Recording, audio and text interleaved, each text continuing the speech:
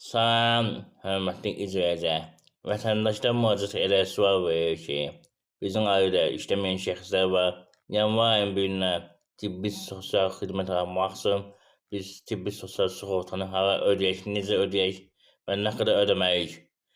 Mən hüquqşünaslar Seyidzadə bu barədə araşdırma apardım. Mənim özümə də maraqlı idi. Mən özüm də birinci qrup ailənin ayrı arabasındayam. Mənim də evdə işləməyən şəxslər var, yəni ailə üzvüm işləmir, yoldaşım işləmir. Mənə qulluq edir. Mənə də maraqlı idi ki, biz hara ödəniş etməliyik və nə qədər etməliyik. Ona görə mən təbibin qaynar xəttini ayağa saxladım. 1542 ilə öz suallarımı verdim və araşdırma apardım. Və araşdırmanın barədə nəticəni sizinlə bölüşmək istəyirəm, hörmətli izləyicilər. Deməli, diqqətlə qulaq asın, zəhmət olmasa və videonu bəyənin, daha çox şəxsin xəbəri olsun. Eyni zamanda abunə olun ki, daha tez video gelib çatsın həmin şəxslərə. Qoy bilsinlər ki, bu ödəniş nə məsələdir. İndi aydınlıq gətirəm, hörmətli izləyicilər.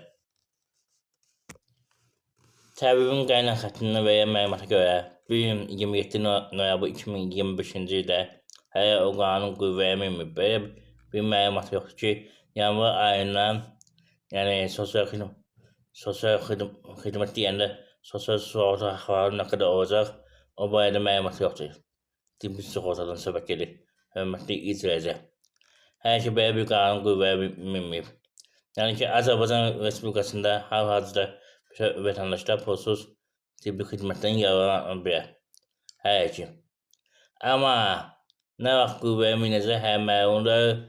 Tövsiyə olunur ki, ya yanvar ayının əvvəli, ya da dekabrın sonu təkrar müraciət edək.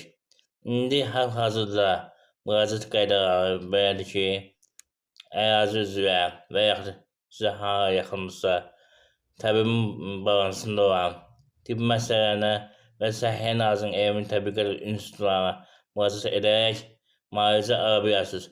Əgər əlavə hansı bir müayinədən keçmək lazımdırsa, hansı bir aparatda məsələn əməliyyat və yaxud da əməliyyat olmalısınızsa, bununla bağlı göndəriş almalısınız.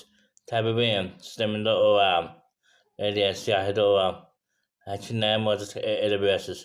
Eyni zamanda klinika. Amma özəl klinikalar dövlət hesabına yox, yəni sizin hesabınızdadır. Yəni kim istəsə müraciət edə bilər öz hesabına. O təbibin siyahısına aiddir. Belə bir məlumat verirlər.